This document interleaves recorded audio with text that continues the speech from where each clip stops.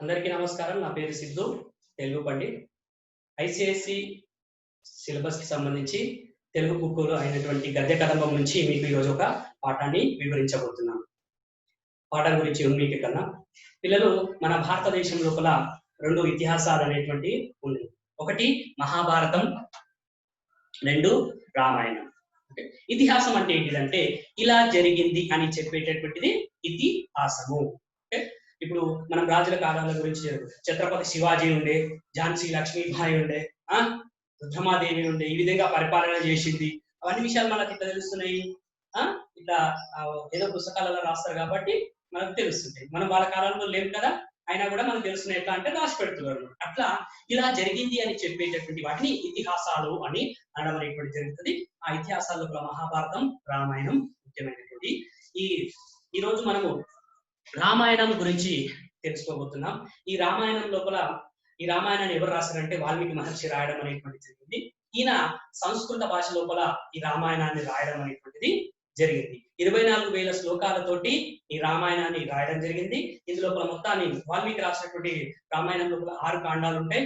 తర్వాత ఇంకా చాలా మంది ఈ రామాయణాన్ని తెలుగులో, ఇంకా హిందీ, ఇట్లా రకరకాల భాషల లోపల రాయడం అనేటువంటి జరిగింది. తర్వాత 7వ కాండ ఉత్తరాఖండ అనేటువంటి తర్వాత రాయడం అనేటువంటిది జరిగింది. రామాయణం వాల్మీకి రాసే సమయానికి రామాయణం లోపల స్టోరీ అంటే ఆ రాముడి యొక్క జీవిత చరిత్ర అనేటువంటిది దాదాపు 90% అంటే జరిగిపోయిన తర్వాత రామాయణం రాయడం అనేటువంటిది జరిగింది. వాల్మీకి మహర్షి రామాయణం రాసి తన శిష్యులైనటువంటి అంటే స్వయాన రాముడి కొడుకులైనటువంటి లవకుశుల ద్వారా ప్రపంచానికి ఈ యొక్క రాముడి చరిత్రను చెప్పడం అనేటువంటిది జరిగింది. ఇక ఈ రామాయణంలో ఉన్నటువంటి స్టోరీ చూసినట్టయితే, రామాయణం లోపల దశరథ మహారాజు అయోధ్యకి, ప్రస్తుతం ఢిల్లీ రామంలో ఉన్నటువంటి అయోధ్య, రీసెంట్ గా సుప్రీంకోర్టు పర్మిషన్ కూడా ఇవ్వడం అనేటువంటి జరిగింది. ఆ అయోధ్యలో రామ మందిర నిర్మాణం జరగాలని. అట్లా అయోధ్య నగరాన్ని పరిపాలన చేస్తున్నటువంటి రాజు దశరథ మహారాజు. ఆ దశరథ మహారాజుకి 3 భార్యలు, కౌసల్య, సుమిత్ర, కైకేయి. ఈ 3 భార్యలకి చాలా సంవత్సరాల నుంచి వాళ్ళకి పిల్లలు లేకపోతే ఆయన పుత్రకామేశ్వరి యాగము, అశ్వమేధ యాగాలు, ఇట్లా అనేక రకాలైనటువంటి యాగాలు చేసిన తర్వాత యాగం ఫలితంగా అతనికి 4 కుమారులు జన్మించడం అనేటువంటిది జరిగింది. ఆ 4 రామ, లక్ష్మణ, భరత, శత్రుఘ్నుడు. మీరు ఇక్కడ చిత్రంలో చూడొచ్చు. ఇక్కడ ఉన్నటువంటి వ్యక్తి రాముడు, సీతాదేవి. ఇక్కడ 2 అన్నదమ్ములు ఉన్నారు. లక్ష్మణుడు ఇటు సైడు, శత్రుఘ్నుడు, భరతుడు ఇక్కడ వైపు ఉండడం. ఇక్కడ కింద హనుమంతుడు, ఇక్కడ శివుడు, గణపతి, బ్రహ్మదేవుడు, నారద మహర్షి, వ్యాస మహర్షి, వీళ్ళందరూ ఇక్కడ పట్టాభిషేకం చిత్రం అన్నమాట ఇది. ఈ విధంగా దశరథ మహారాజుకి 4 కొడుకులు, రాముడు, లక్ష్మణుడు, భరత, శత్రుఘ్నుడు. వీళ్ళు పుట్టిన తర్వాత వీళ్ళకి ఉపనయనం చేయించి పెరిగి పెద్దగా అయిన తర్వాత వాళ్ళకి అనేక రకాలైనటువంటి విద్యాభ్యాసాలు నేర్పించి, వేదాలు నేర్పించి, అన్ని నేర్పించడం అనేటువంటిది జరిగింది.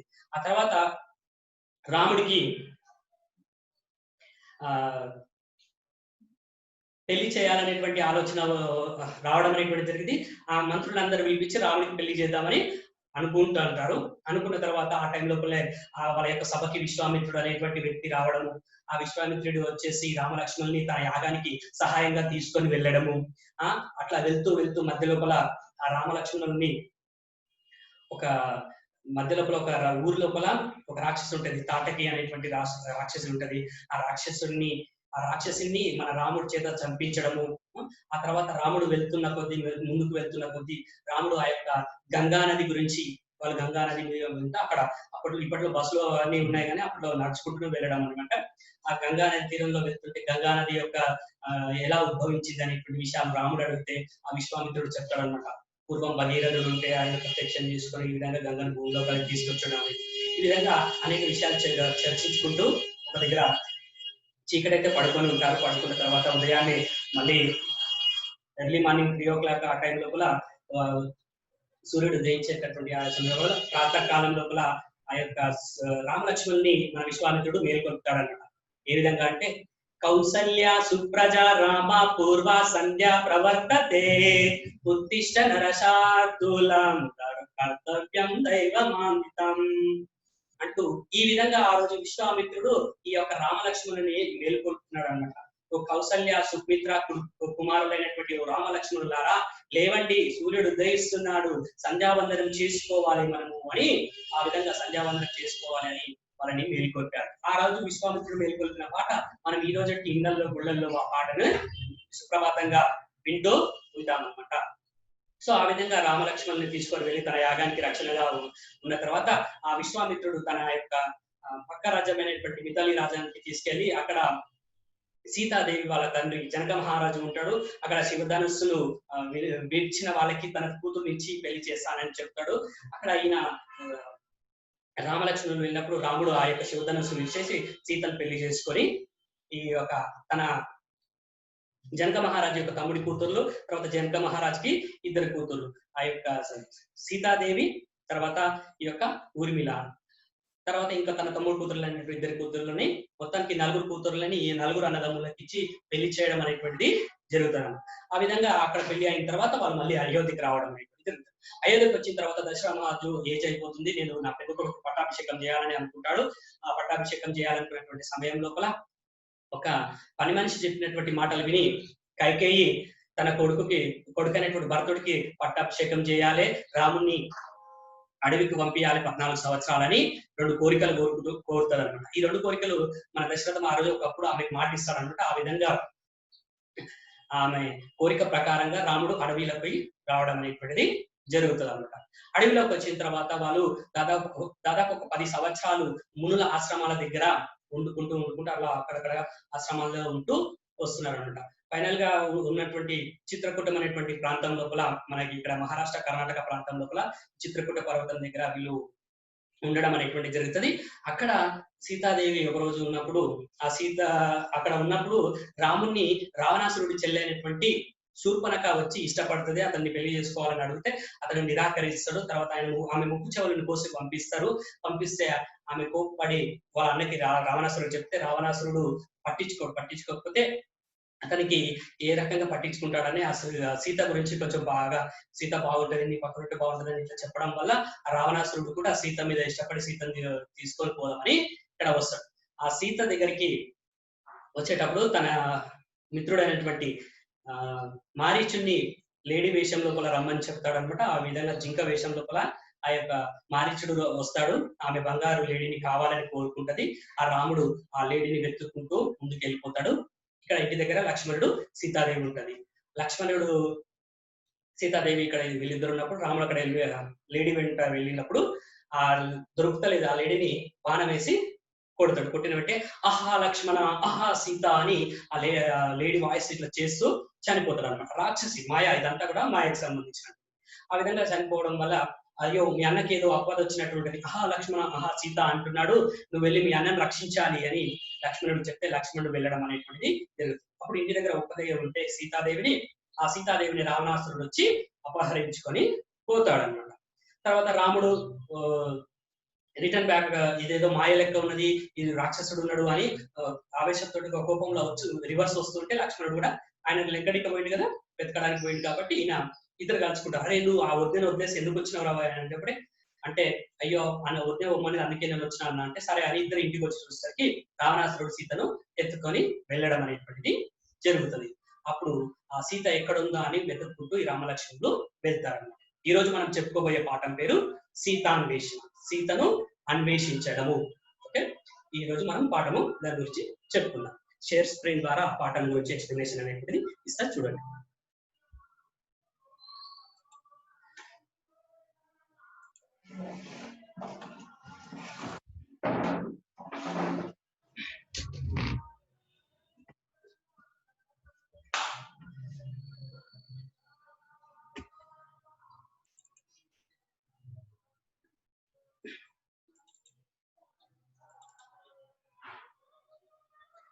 చూడండి, పాఠం పేరు వచ్చేసి సీతాన్వేషణ. కవి పేరు వచ్చి పిఆర్ఆర్, షార్ట్ కట్ లో పడాల రామారావు గారు. ఓకే, ఈ యొక్క రామాయణం సీతని చూడండి, ఇక్కడ రామాయణాన్ని వాల్మీకి రాయడం అనేటువంటి జరిగింది. ఇక్కడ వాల్మీకి రామాయణం ఉంది. అట్లాగే ఇంకా చాలా రకాలైనటువంటి వ్యక్తులు తులసి రామాయణము, గోన బుద్ధారెడ్డి రాసినటువంటి ఇట్లా రకరకాలైనటువంటి రామాయణాలు అనేటువంటివి ఉంటాయి అన్నమాట. వాళ్ళ పేర్ల మీద కవయిత్రి మొల్ల రాసింది కాబట్టి మొల్ల రామాయణం, ఇట్లా రకరకాల రామాయణం ఉంటాయి. ఒరిజినల్ రామాయణం వచ్చేసి మనకు వాల్మీకి రామాయణం అంటారు. చూడండి స్క్రీన్ మీద మన రాముడు శివధనుసు విచ్చడం అనేటువంటి జరిగింది. సీతాతోటి వివాహం అనేటువంటిది జరిగింది. ఆ తర్వాత వీళ్ళు అడవిలోకి రావడం అనేటువంటిది జరుగుతుంది. వీళ్ళు వనవాసంలో ఉన్నప్పుడు ఇక్కడ గుహుడు వీళ్ళకి సహాయం చేయడం, నది దాటించడం అనేటువంటిది జరుగుతుంది. ఇక్కడ సీతాదేవిని అపహరించుకోవడం అనేటువంటిది జరుగుతుంది. అట్లా సీతాదేవిని అపహరించుకుంటూ వెళ్ళేటప్పుడు సమయం లోపల జటాయు అనేటువంటి ఒక పక్షి ఆ రావణాసురుడికి అడ్డుపడి తన ప్రాణాలను కోల్పోవడం అనేటువంటిది జరుగుతుంది అనమాట. ఇక్కడ వరకు సీతాదేవిని వెతుకుపోయిన తర్వాత ఇక రాముడు అలా వెతుక్కుంటూ సుగ్రీవుడి దగ్గరికి రావడం అనేటువంటిది జరుగుతుంది.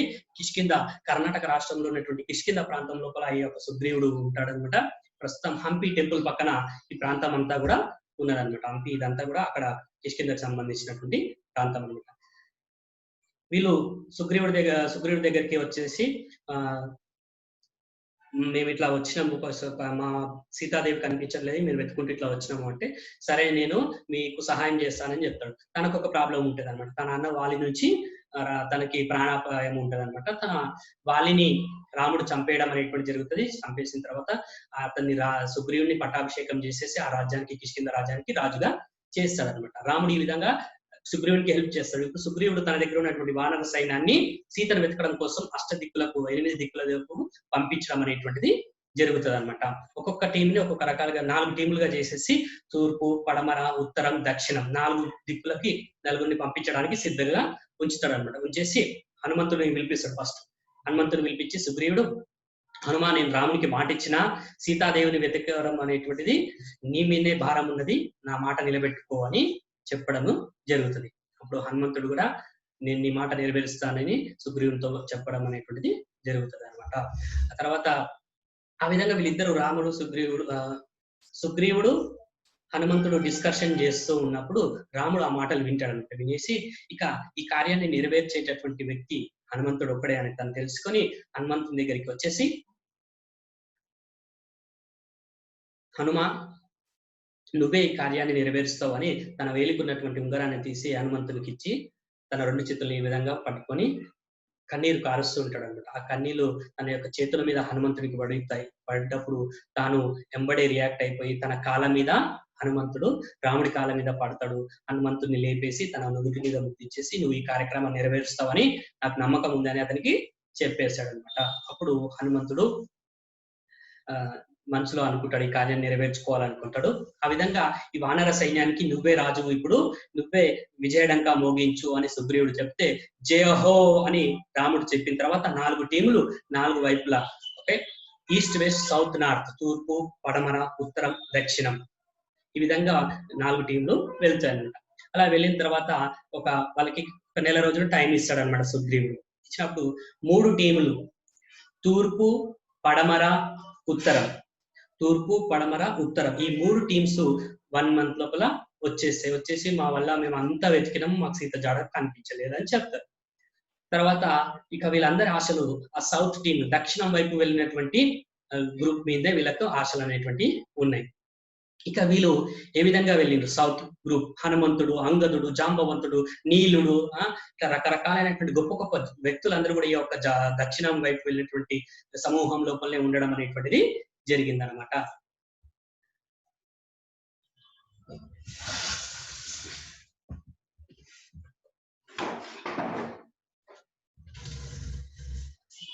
ఈ దక్షిణం వైపు వెళ్ళినటువంటి టీం ఏ విధంగా వెళ్తుందంటే, వీళ్ళ సీతాదేవిని వెతుక్కుంటూ, చూడండి ఇక్కడ మనకు స్క్రీన్ మీద సీతాదేవిని వెతుక్కుంటూ వీళ్ళు ఒక కొండ గుహలోకి వెళ్తారు. ఇక్కడ ఒక దాహం వేస్తుంది, బాగా దాహం వేస్తున్నాం, ఎటు చూసినా మొత్తం ఎడారి లెక్క ఉంటది, ఎక్కడ నీళ్లు దొరకాయి.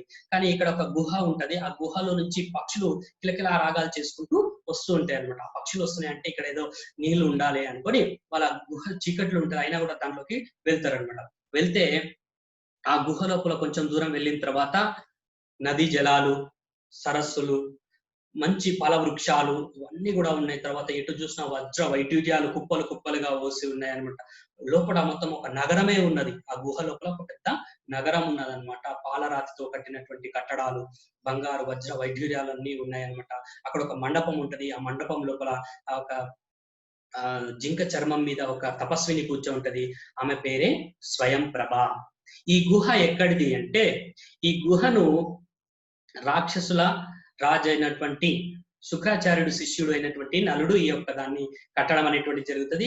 దేవతలకి రాక్షసులకు యుద్ధం జరిగినప్పుడు ఈ గుహ ఇంద్రుడు వశం చేసుకుంటాడు అనమాట. ఇంద్రుడి ఫ్రెండ్ అయినటువంటి మిత్రురాలైనటువంటి హేమకు ఇంద్రుడు గిఫ్ట్ గా ఇస్తే ఆ హేమ తన ఫ్రెండ్ అయినటువంటి స్వయం ప్రభుని ఇక్కడ ఉంచి తను మీటింగ్ కి వెళ్ళడం అనేటువంటిది జరుగుతుంది అనమాట. వేరే కార్యక్రమాలకి వెళ్తుంది అనమాట. ఆ విధంగా స్వయం ప్రభ ఇక్కడ ఈ గుహలో ఉన్నది. ఈ గుహకు సంబంధించినటువంటి ఇతిహాసం ఇది అనమాట. ఈ విధంగా వానరులు ఇక్కడ చూడండి, మనకు స్క్రీన్ మీద వానరులకి ఈ యొక్క స్వయం ప్రభ అనేక రకాలైనటువంటి ఎందుకు వచ్చిరు మీద అంటే మేము ఇట్లా రాముడి కార్యం మీద వచ్చామంటే సరే అని ఆ యొక్క పండ్లు నీళ్లు అవన్నీ ఇచ్చేసి వాళ్ళ దాహాన్ని ఆకలిని తీరుస్తుంటారు. ఇక్కడ చూడండి, ఇక్కడ ఉన్నటువంటి వ్యక్తి స్వయం ప్రభ, ఇక్కడ చూడండి ఇంద్రుడు హేమ అనమాట. వీళ్ళందరూ అక్కడ సేవలు చేసుకుంటుంటారు. హేమ ఇక్కడ ఉంటున్నటువంటి ప్లేస్ ఇక్కడ. ఓకే, ఈ విధంగా ఆ గుహ లోపల వచ్చిన తర్వాత స్వయం ప్రభ వాళ్ళకి సహాయం చేస్తే వాళ్ళు తినేసి వాళ్ళని కళ్ళు మూసుకోమంటది. కళ్ళు మూసుకున్న తర్వాత వాళ్ళని చిటికలో అక్కడ ఒడ్డు సరస్సు ఒడ్డు మీదకి వాళ్ళని చేరుస్తుంది అనమాట. చూడండి,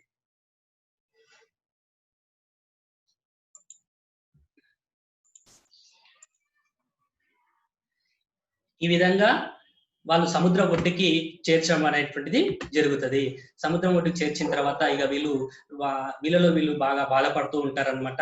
అయ్యో, ఇచ్చిన 1 month ఇచ్చినటువంటి టైం అయిపోయింది, మనకు సీత జాడ లేకుండా మనం వెళ్ళినట్టయితే సుగ్రీవుడు మనల్ని చంపేస్తాడు అని వీళ్ళందరూ ఆత్మహత్య చేసుకుందామని అంటుంటారు. అప్పుడు హనుమంతుడు వీళ్ళకి ధైర్యం చెప్తాడు అనమాట. హనుమంతుడు ధైర్యం చెప్తాడు, కష్టాలు వచ్చినాయని మనం బాధపడి ప్రాణాలు తీసుకుంటే కుదరదు, మనం కష్టాలను ఎదుర్కొని ప్రయత్నం చేయాలి అని హనుమంతుడు వాళ్ళకి ధైర్యాన్ని చెప్పడం అనేటువంటి జరుగుతుంది. ఆ చెప్పిన తర్వాత హనుమంతుడు కూడా ఇన్నర్ ఫీలింగ్ గా లోపల అతను కూడా బాధపడుతుంటాడు. అరే, ఒక ఆడది కోరినటువంటి కోరికల వల్ల ఈ యొక్క రాముడు అడవి పాలు కావడం అనేటువంటి జరిగింది. సీతాదేవి అపహరించుకోవడం అనేటువంటి జరిగింది. సీత లేకపోతే రాముడు చనిపోతాడు, రాముడు చనిపోతే లక్ష్మణుడు చనిపోతాడు, లక్ష్మణుడు చనిపోతే సుగ్రీవుడు చనిపోతాడు, సుగ్రీవుడు చనిపోతే వానర సైన్యం అంతా చనిపోతుంది, అందరూ చనిపోతారు అని బాధపడుతుంటాడు అనమాట. హనుమంతుడు కూడా లోపల బాధపడతాడు, కానీ వాళ్ళందరికీ ధైర్యం చెప్పి ఉంటారు అనమాట. అట్లా ఈయన హనుమంతుడు అనుకుంటుంటే అయ్యో, ఒక రాముణ్ణి సీతను ఎత్తుకెళ్లేటప్పుడు ఈ యొక్క జటాయువు అనేటువంటి పక్షి కూడా చనిపోవడం అనేటువంటిది జరిగింది అని హనుమంతుడు వాళ్ళతోటి చెప్తాడు అనమాట. ఇక్కడ చూడండి, సీతాదేవిని ఎత్తుకెళ్ళి వెళ్ళేటప్పుడు జటాయువు అనేటువంటి పక్షి కాపాడుకోవడం, సీతను కాపాడుకోవాలని ప్రయత్నంలో ప్రాణాలు అర్పించడం అనేటువంటిది జరుగుతుంది అనమాట. సో ఆ మాట వీళ్ళు అంటారు అనమాట. జటాయు చనిపోయింది అనేటువంటి మాట హనుమంతుడు వాళ్ళందరూ అక్కడ డిస్కషన్ చేస్తుంటే ఆ పక్కనే ఒక కొండ గుహ మీద సంపాతి అనేటువంటి పక్షి పడిపోవడం అనేటువంటిది జరుగుతుంది అనమాట. ఈ సంపాతి జటాయు ఇద్దరు కూడా అన్నదమ్ములు. వీళ్ళు ఒక రోజు సూర్యుడి దగ్గరికి ఎవరు ఫస్ట్ గా వెళ్తారని కాంపిటీషన్ పెట్టుకొని వాళ్ళు ఎగురుతూ ఉంటే సూర్యుడి దగ్గరికి వెళ్ళేసరికి మాడిపోతాడు, మా తమ్ముడు చనిపోతాడని ఈ యొక్క సంపాతి తన రెక్కల్ని అడ్డు పెట్టేసరికి అక్కడ నుంచి రెక్కలు కాలిపోయి భూమి మీద పడిపోవడం అనేటువంటి జరుగుతుంది. అప్పటి నుంచి అక్కడ ఆ బండరాయి మీద సంపాతి అలా పడి ఉంటాడనమాట. ఓకే, ఆ విధంగా పడి ఉన్నటువంటి యొక్క సంపాతి అడుగుతుంది అనమాట హనుమంతుడు వాళ్ళ టీంకి, మా తమ్ముడు ఎలా చనిపోయాడు అంటే ఇట్లా చనిపోయాడు అని చెప్పేస్తారు. చెప్పేసిన తర్వాత సంపాతి తన దివ్య దృష్టితోటి చూసేసి సీతాదేవి లంకలో ఉందని చెప్తే అప్పుడు అక్కడ వాళ్ళందరూ చాలా సంతోషపడి హనుమంతుడి టీం వాళ్ళందరూ సంతోషపడి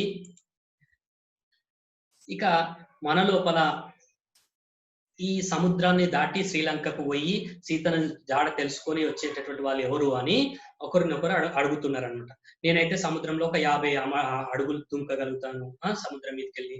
నేను ఒకరు 20, ఒకరు 30, ఒకరు 50, ఒకరు 100, ఒకరు జాంబవంతుడు అట్లా అంగదుడు అయితే నేను మొత్తం లంక వరకు ఎగురుకుంటూ పోతా గాలిలో, కానీ మళ్ళీ తిరిగి రావడం నా వల్ల కాదు అని చెప్తారన్న.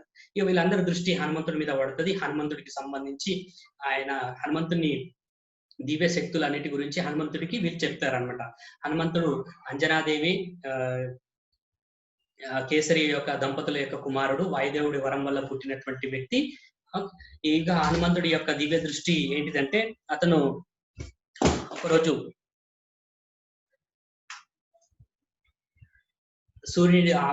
హనుమంతుడు చిన్నగా ఉన్నప్పుడు సూర్యుడి యొక్క సూర్యుడిని చూసి, ఎర్రగా ఉన్నటువంటి సూర్యుడిని చూసి తాను పండు అనుకొని ఆయన తినడానికి పోతే ఆ సూర్యుడు మింగుతుంటే దేవతల ఇంద్రుడు వచ్చేసి అతని వజ్రాయుధంతో కొట్టి కింద పడిపోతే అప్పుడు దేవతల అందరికీ వాయుదేవుడు వరం వల్ల పుట్టింది కాబట్టి గాలిని ఆపేస్తే వాళ్ళందరూ వరాలు ఇస్తాం బాబు, సృష్టికి గాలిని ఇయ్యు అని చెప్తే ఆ విధంగా తండ్రి వరం వల్ల ఈయనకి అనేక రకాలైనటువంటి శక్తులు హనుమంతుడికి ఉండడం అనేటువంటిది జరుగుతుంది. సో ఆయన శక్తులు ఆయనకే చాలా ఉంటాయి. ఆయన ఒక రోజు ఏం చేస్తాడంటే ఒక మామిడి తోట మీద అలా ఎగురుకుంటూ ఉంటాడు అనమాట. అక్కడ ఋషులు పూజలు చేసుకుంటూ ఉంటారు అనమాట. తపస్సు చేసుకుంటున్నటువంటి ఋషులకు ఈయన కోతి వానర జాతి కాబట్టి చెట్ల మీద దుంకుకుంటూ పండ్లు తింటుంటే ఆ దివ్య దృష్టితోటి ఆ కోతికి ఉన్నటువంటి శక్తి అంటే హనుమంతుడికి ఉన్నటువంటి శక్తిని వీళ్ళు గ్రహించి అతనికి శాపం పెడతారు అనమాట. నీ శక్తి నీకు వేరే వాళ్ళు చెప్పేంత వరకు గుర్తుండదు అని శాపము పెట్టడం అనేటువంటిది జరుగుతుంది అనమాట. ఆ విధంగా శాపం వల్ల తనలో ఉన్నటువంటి శక్తి వేరే వాళ్ళు చెప్పేంత వరకు తెలియదు అనమాట హనుమంతుడు. ఈ విధంగా వీళ్ళందరూ హనుమంతుడి యొక్క గొప్పతనాన్ని పొగుడుతూ ఉంటే అతను బాగా ధైర్యాన్ని తెచ్చుకొని సీతాదేవిని వెతకడం కోసం తన యొక్క దేహాన్ని పెంచేసి ఆ సముద్రం మీద ఎగురుకుంటూ వెళ్ళి సీతాదేవి జాడను తీసుకురావడం అనేటువంటిది జరుగుతుంది. సీతా జాడ తీసుకొచ్చింది. ఇక్కడ వరకు పాఠం ఏనా? సీతాదేవిని అపహరించిన నుంచి సుగ్రీవుడి దగ్గరికి రాముడు వెళ్ళినప్పటి నుంచి ఏ విధంగా వెతుకుతున్నారు సీత జాడను అనేటువంటిది ఇక్కడ వరకు హనుమంతుడు ఎగరడానికి సిద్ధపడతాడు. ఇక్కడ వరకు ఈ పాఠం సీతాన్వేషణ అనేటువంటి పాఠంలో ఉండేటువంటి స్టోరీ. ఓకే, ఆ విధంగా హనుమంతుడు పోవడము, సీతా జాడ తీసుకురావడం, తర్వాత ఇక్కడ స్క్రీన్ మీద చూసినట్టయితే లంకకి ఇండియాకి మధ్య వారధిని కట్టడము. ఇది ఇప్పటికీ వారధి అలాగే ఉందని మనకు శాటిలైట్స్ ద్వారా ఇప్పటికీ గూగుల్లో కూడా మనకు చెప్పడం అనేటువంటి జరుగుతుంది, సైంటిస్టులు చెప్పడం అనేటువంటి జరుగుతుంది. తర్వాత ఈ విధంగా వాళ్ళు వారధి కట్టిండ్రు. చూడండి, రామ్ రామ్ అని రాసేసి ఆ నీళ్ళ మీద తేలేటటువంటి ఆ యొక్క రాళ్ళను ఆ విధంగా వేసి ఈ యొక్క వారధి కట్టడం అనేటువంటిది జరిగింది. తమిళనాడు లోపల మనకి ఇక్కడ రామసేతు అని పేరుతో దీన్ని పిలుచుకుంటుంటాం. ఇక్కడ చూడండి, వాలి సుగ్రీవులని అన్నదమ్ములు సుగ్రీవుడు వీళ్ళిద్దరి లోపల రాముడు చెట్టు చాటు నుంచి చంపడం అనేటువంటి జరుగుతుంది వాలిని. ఇక్కడ యుద్ధం చేసేటప్పుడు హనుమంతుడు రావణుడు వేసినటువంటి బాణం వల్ల లక్ష్మణుడు మూర్చపోతే సంజీవిని తెచ్చి తన ప్రాణాలు కాపాడుతాడు హనుమంతుడు.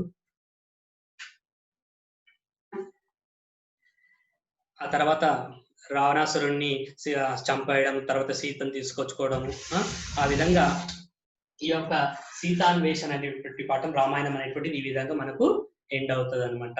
ఇది సీతాన్వేషణ పాఠంలో ఉండేటువంటి స్టోరీ.